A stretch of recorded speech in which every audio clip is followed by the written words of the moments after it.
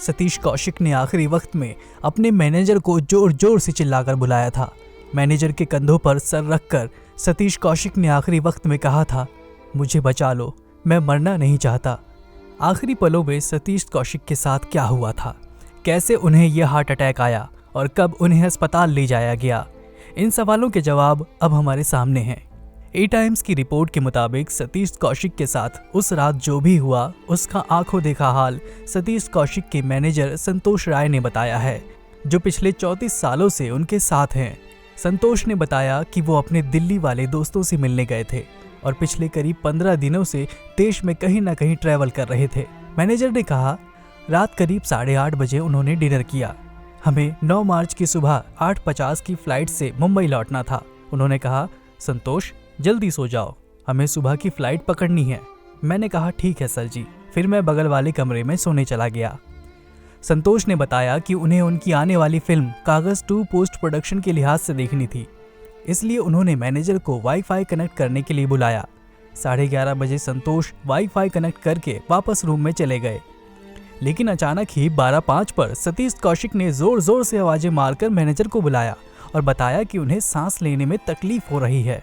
संतोष driver और bodyguard के साथ 8 मिनट में अस्पताल पहुंच जाते हैं, लेकिन इन 8 मिनटों में सतीश का काफी बुरा हाल था। उन्होंने कब दम तोड़ दिया ये मैनेजर को पता ही नहीं चला, क्योंकि अक्सर ही वो मैनेजर के कंधे पर सर रखकर सो जाया करते थे और इस दिन भी कंधे पर सर रखा हुआ था और कह रहे थे, संतोष मैं मरना नहीं चाहता, मुझे बचा लो, मुझे वंशिका के लिए जीना है, मुझे लगता है कि मैं बचूंगा नहीं, शशि और वंशिका का ख्याल रखना।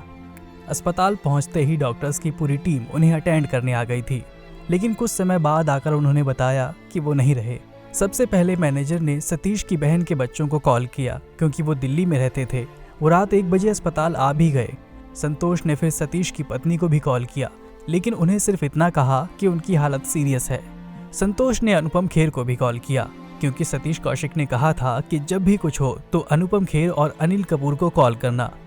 अनुपम खेर को जैसे ही पता चला वो सतीश के घर रात को पहुंच गए।